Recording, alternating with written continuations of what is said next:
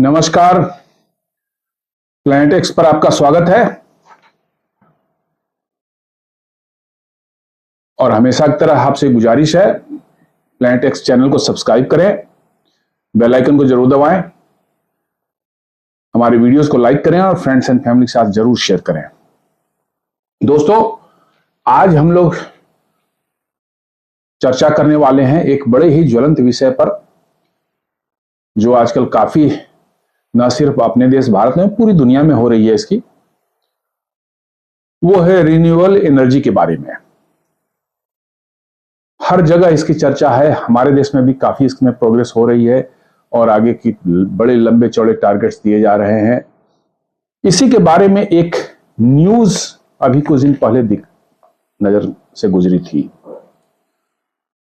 कि भारत ने जो 2030 का क्लीन एनर्जी टारगेट था इनका, 50% हम पावर जनरेशन जो है नॉन फॉसिल फ्यूल से करेंगे। मतलब कि टोटल पावर जनरेशन जो इंडिया में होती है उसका 50% नॉन फॉसिल फ्यूल से करना था बाय 2030। और आप आश्चर्य करेंगे कि वो 50% जनरेशन कैपेसिटी जो है वो अचीव हो चुकी है 2025 में ही। 2030 में होना था, वो 2025 में ही हो चुका है। आप समझ सकते हैं कितनी बड़ी बात है ये। ये आखिर टारगेट कहां से आया था? तो India's clean energy and climate commitment जो हमने दे रखा था, पेरिस क्लाइमेट एग्रीमेंट जो हुआ था, ये 2015 में दुनिया के सभी देशों ने इसमें वो किया था। इसमें जो है हमने कमिटमेंट एक दी थी कि हम 2030 तक जो है हम 40% जो है अपना रिडक्शन करेंगे, 40% अपने पावर जनरेशन जो है नॉन फॉसिल फ्यूल सोर्सेस से करेंगे, जिसको कि बाद में 10% जो और बढ़ा दिया गया 50%। यानी 2030 तक जो है हमें अपने फॉसिल फ्यूल्स के जो है नॉन फॉसिल फ्यूल से जो है हमें 50% अपने पावर जनरेशन को करना था। दूसरी कमिटमेंट थी reducing carbon emission intensity by 33 to 35% by 2030। ये 2005 का लेवल पर जो कार्बन इमिशन था उसको 33 से 35% रिड्यूस करना था।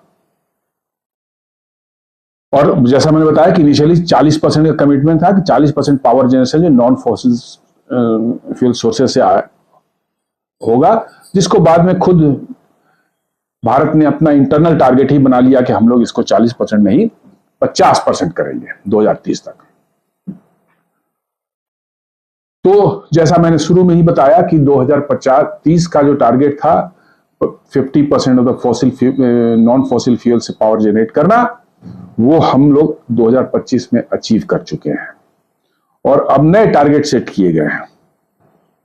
तो ये कमिटमेंट में जो है एक और था, creating an additional carbon sink of 2.5 to 3 million sources tons of CO2 equivalent. मतलब कार्बन कैप्चर करना है। आपके जो power plants, thermal power plants हैं, उनमें जो है कार्बन कैप्चर की सुविधा क्रिएट करनी है और उसको कार्बन को कैप्चर करके जो है उसको स्टोर किया जा करके रखा जाए सेफली, ताकि वो एनवायरनमेंट में, हमारे वातावरण में नहीं मिले यहां करके। तो क्या अचीव हुआ है? ये एज ऑन 30 जून 2025 को जो है टोटल हमारी पावर जनरेशन कैपेसिटी जो है 30 जून को जो है वो है 484.8 गीगावाट्स। और नॉन फॉसिल फ्यूल वाली कैपेसिटी जो हो गई, जिसका कमिटमेंट हमने दिया था 50% का, वो हो गई है 242.8 गीगावाट। 50% ऑफ द टोटल हमारी जो है कैपेसिटी की है। मतलब कि जो है हम लोगों ने 2030 का टारगेट जो है 2025 में पूरी तरह से 50% अचीव कर लिया है। अब इसमें देखें इसका कंपोजिशन क्या है। तो जो 242.8 गीगावाट का जो है इसका कंपोजिशन जो है इसमें रिन्यूएबल एनर्जी जिसमें विंड और सोलर आते हैं, ये है 186.6 गीगावाट। ये टोटल कैपेसिटी का जो 38.1% आता है। टोटल कैपेसिटी, टोटल जो जनरेशन कैपेसिटी है उसका 38.1% आता है। और हाइड्रो जो है 49.4 गीगावाट है, हुआ है हमारा, तो ये 10.2% है टोटल कंप्लीट जो हमारी कैपेसिटी है उसका। और न्यूक्लियर जो है 8.8 मेगावाट है, ये टोटल कैपेसिटी का 1.8% है। तो इसलिए जो है हमारा टोटल जो आ रहा है 242.8 गीगावाट, ये है पूरी कैपेसिटी का जो है 50%। ये रिमार्केबल अचीवमेंट है, ये बहुत ही एक कह सकते हैं बेहतरीन अचीवमेंट है, जो कि 5 साल पहले आपने उसने टारगेट को पूरा कर लिया, जो कि आपको 2030 में करने थे वो आप 2025 में कर चुके हैं। अभी भी लेकिन फोसिल फ्यूल जो है वो अभी भी हमारा खत्म नहीं हुआ है। मेनली कोल जो है हमारा 200 से गीगावाट से ऊपर का हम जनरेशन अभी भी कोल से कर रहे हैं, क्योंकि हमारी डिपेंडेंसी इतनी जल्दी कोल से खत्म होने वाले नहीं है। कोल है, गैस है, डीजल है, जो फॉसिल वाले हैं ये सब। तो कोल सिर्फ जो है 200 प्लस गीगावाट कोल से हो रहा है, प्लस गैस से भी हो रहा है, और थोड़े बहुत डीजल से भी कहीं कहीं होता है, remote locations like Andaman Nicobar, Lakshadweep वगैरह में जो है। तो हमने इसको आखिर इतनी आसानी से अचीव कैसे किया? तो इसके लिए गवर्नमेंट की कुछ स्ट्रेटजी थी। एग्रेसिव रिन्यूएबल डिप्लॉयमेंट, काफी गवर्नमेंट का अप्रोच जो है बहुत एग्रेसिव रहा है इस मामले में। India added 16.3 gigawatt of solar plus wind capacity in H1 of 2025। Just देख लीजिए, 16.3 गीगावाट्स जो है ऐड हुए हैं सिर्फ पहले छमाही में 2025 के जनवरी से जून तक जो है आपने सोलर प्लस विंड कैपेसिटी जो इसमें ऐड किया है वो है 16.3 गीगावाट। 2024 में ही देखें तो हम लोगों ने 28 gigawatt renewable energy solar plus wind add किया था। अब तक का किसी एक साल में रिन्यूएबल का एडिशन जो है वो हाईएस्ट रहा था पिछले साल 2024 में। अभी जून में, सिर्फ जून महीने में आप देखेंगे तो 7.3 गीगावाट जो है हमने ऐड किया था। इसमें 5.4 गीगावाट सोलर है और 1.4 गीगावाट विंड का है। तो बहुत ही एग्रेसिव वे में हम लोग ने इसमें काम किया, बहुत एग्रेसिव। और उसी का नतीजा है कि हमने 5 साल पहले इसको अचीव कर लिया। इसमें गवर्नमेंट की पॉलिसीज भी बहुत काम आ रही है। सोलर पार्क्स को गवर्नमेंट प्रमोट कर रही है, वायबिलिटी गैप फंडिंग भी प्रोवाइड कर रही है ऐसी कंपनियों को जो बना रहे हैं, और चीप सोलर मतलब कि जो है एनर्जी जो है डिस्ट्रीब्यूशन कंपनीज को सेल कर रही हैं। तो जो उनमें गैप आ रहा है लॉस की वजह जो है उसको जो है गवर्नमेंट जो वायबिलिटी गैप फंडिंग से पूरा कर रही है। देन ग्रिड पैरिटी मेजर भी एक पॉलिसी लाई गई जिसमें कि सोलर एनर्जी जो जनरेट हो रहा है उसकी कॉस्टिंग और साथ ग्रिड के साथ कुछ लिंक कर दी गई है, तो उनको ज्यादा प्राइसेस मिलेंगे उनको। तो this has also encouraged. Then एक पीएम कुसुम एक उन्होंने प्लान लॉन्च किया था जिसमें कि सोलर पंप फार्मर्स को दिए जा रहे थे हेवी सब्सिडी के साथ में, इसने भी हेल्प किया है। देन पीएम सूर्य घर योजना आप सबको पता है पब्लिक के लिए है, जिसमें बहुत बड़ी सब्सिडी सरकार दे रही है। थोड़ा पैसा आपका लगेगा, आप अपने छत है जगह है तो आप solar plant on grid solar plant लगा सकते हैं, जो कि आप खुद भी यूज करेंगे और साथ साथ जो है एक्स्ट्रा जो होगा वो ग्रिड में भी चला जाएगा। और साथ साथ जो है इन्होंने पीएलआई अनाउंस किया फॉर मॉड्यूल मैन्युफैक्चरर्स के लिए, ताकि चीपर सोलर पैनल्स जो इंडिया में अवेलेबल हो सके। साथ साथ जो है स्टेट एंड प्राइवेट सेक्टर्स ने भी बड़ा इसमें पुश किया है। कुछ स्टेट गवर्नमेंट जो इसमें काफी एग्रेसिव रहे हैं नॉन रिन्यूएबल क्षेत्र में जो है वो है गुजरात, राजस्थान, तमिलनाडु, जो कि रिन्यूएबल एनर्जी के क्षेत्र में सबसे अग्रणी रहे हैं। काफी उन्होंने अपने तरफ से भी बहुत से ऐसे प्रोजेक्ट लाए हैं जो रिन्यूएबल क्षेत्र में मतलब कि जो है आपकी कैपेसिटी को बढ़ा रहा है।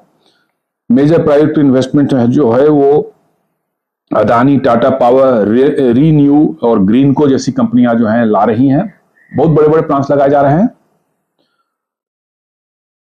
और बहुत से ग्लोबल इन्वेस्टमेंट भी आ रही है दुनिया की ग्रीन मतलब जो है इकोनॉमी में जो है दुनिया की बहुत सी कंपनियां इसमें आपको इन्वेस्ट कर रही हैं भारत में।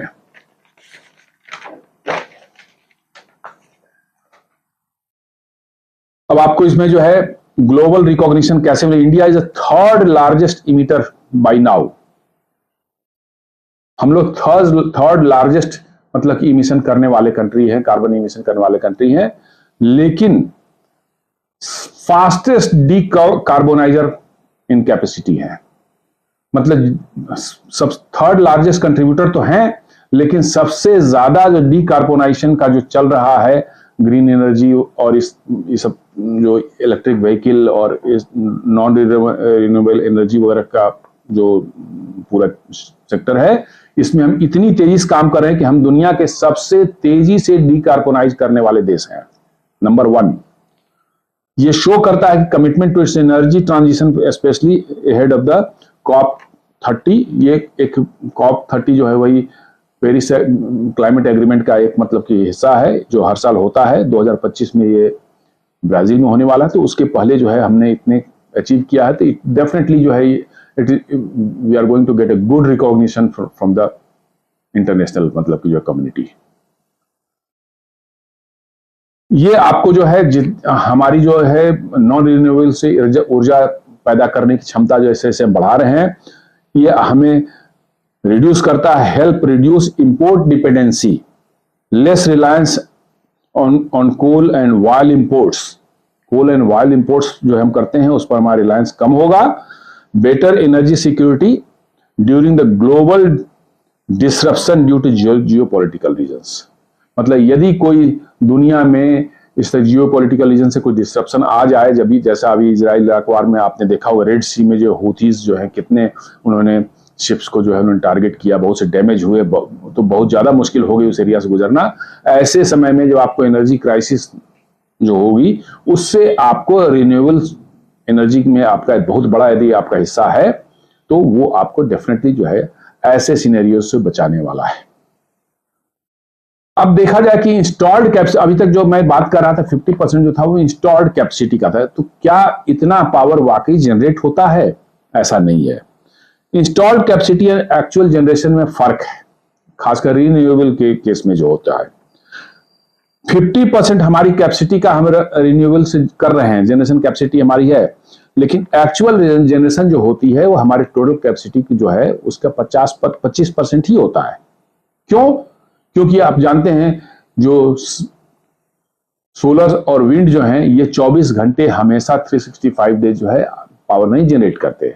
सोलर जो है दिन में 5-6 घंटे 7 घंटे मैक्सिमम आपको जनरेट करेगा। विंड भी जब विंड बंद हो जाएगी तो जनरेशन नहीं होगी आपकी। तो इस वजह से ओवरऑल जो है आपका जो है एक्चुअल जनरेशन जो है आपके टोटल कैपेसिटी का 25% ही है। उसको जो है सोलर और विंड जो है नॉर्मली जो इनका प्लांट लोड फैक्टर जो होता है कम होता है, लो कैपेसिटी यूटिलाइजेशन होती है 20 से 30% के लगभग में होती है। तो 20 से 50% रादर कर सकते हैं कि मैक्स बेस्ट पॉसिबल सिनेरियो में जो है। कोल स्टिल जनरेटेड, हमारा कोल अभी भी हमारा 72% ऊर्जा मैंने बिजली की आवश्यकता को पूरा कर रहा है। 72% हमारी बिजली जो है वो कोयले वाले थर्मल पावर प्लांट से ही आ रहे हैं।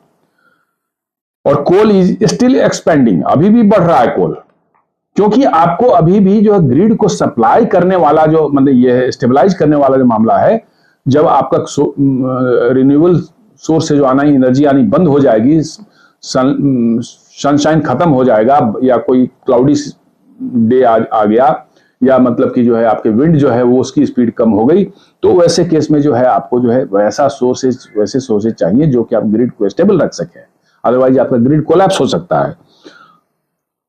India plans to add 80 gigawatt of by 2032, मतलब 80 गीगावाट अभी भी हम 2032 तक जो है अभी ऐड कर रहे हैं कोल वाले, क्योंकि रिन्यूएबल जो है 24 घंटे हमको नहीं दे रहा है पावर, तो हम अभी 32 घंटे हम 2032 तक जो है 80 गीगावाट का कैपेसिटी ऑल ऐड कर रहे हैं।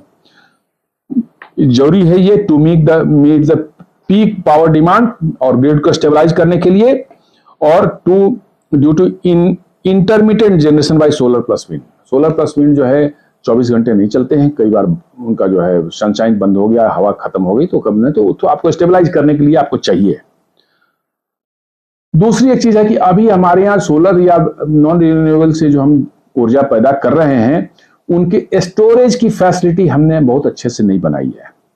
अमेरिका या यूरोपियन देशों में उन्होंने स्टोरेज बनाया कि दिन में जो सनशाइन आ रहा है उसको बैटरी में स्टोर कर लिया जाता है, और रात में जब वो चली जाती है तो उस बैटरी से जो पावर जो है एक्सट्रैक्ट करके जो है सप्लाई की जाती है ग्रिड में। तो वो अभी इंडिया में जो है थोड़ा सा पीछे हम चल रहे हैं, बट उसमें भी काफी तेजी से काम हो रहा है। अगले आने वाले वर्षों में ह्यूज स्टोरेज कैपेसिटी जो है भारत में क्रिएट हो गई, और हम दिन में जो हमें ऊर्जा बनेगी सोलर से या विंड से जो भी है, उसको रात में हम यूटिलाइज करेंगे बैटरी से पावर लेकर के ग्रिड में फीड करने के लिए। रोड्स एहेड में देखें 2030 तक जो हम क्या मने कर रहे हैं, अब जो है चूंकि 50% का हमने अचीव कर लिया है, तो हमने प्लान बनाया है अभी जो कि 248 गीगावाट के आसपास आ रहा है। अब हमने प्लान बनाया है कि 2030 तक जो है हम 500 गीगावाट इसको करने वाले हैं। 500 गीगावाट 242.8 गीगावाट से जो है उसको 500 गीगावाट करने जा रहे हैं। क्योंकि हमने पहले ही अचीव कर लिया, तो अभी 5 साल हमारे पास बचे हुए हैं, 6 साल बचे हुए हैं, तो हम उसको जो है 500 गीगावाट तक करने जा रहे हैं, ताकि हमारी इंस्टॉल्ड कैपेसिटी का जो है वो हमारे जो अभी 50% है वो बढ़कर के और ज्यादा हो जाए। 50% electricity from non fossil fuels. At present जो हमारी एक्चुअल जनरेशन जो है ओनली 25% है इंस्टॉल्ड कैपेसिटी, टोटल कैपेसिटी का जो है। हमारी इच्छा है कि वो 50% हो जाए। एक्चुअल जनरेशन हमारी जो है रिन्यूएबल सोर्सेज जो है 50% तक हम पहुंचे, ये हमारा टारगेट है। तो ये 2030 तक अचीव करने की कोशिश की जा रही है, और जो फाइनल कमिटमेंट भारत का है कि हम 2070 तक जो है नेट जीरो कार्बन इमिशन वाले देश बनेंगे। ये हमारा फाइनल कमिटमेंट है। उम्मीद करते हैं जिस रफ्तार से हम बढ़ रहे हैं, शायद वो भी उसके पहले, काफी पहले हम अचीव कर लेंगे। तो ये बहुत बड़ी चीज थी, बहुत बड़ी न्यूज थी यहाँ के मैंने वो के लिए, तो हमने सोचा कि इसको कवर किया जाए, ताकि ये अवेयरनेस हम लोगों में रहे कि कैसे हम इस क्षेत्र में काम कर रहे हैं और कैसे आगे बढ़ रहे हैं। तो रिन्यूएबल क्षेत्र में भारत का भविष्य उज्जवल है, और हमें ये होप रखनी चाहिए कि आगे आने वाले क्षेत्र में हम और तेजी से डिकार्बोनाइज करेंगे, अपने वातावरण को शुद्ध करने का ये बहुत बड़ा एक स्टेप होगा। उम्मीद करता हूं कि ये वीडियो आपको पसंद आएगा। गुजारिश है आपसे कि वीडियो को लाइक करें, फ्रेंड्स एंड फैमिली के साथ शेयर करें, हमारे चैनल को लाइक करें, और ये हमारे चैनल को सब्सक्राइब करें, और बेल आइकन को दबाना बिल्कुल ना भूलें। धन्यवाद।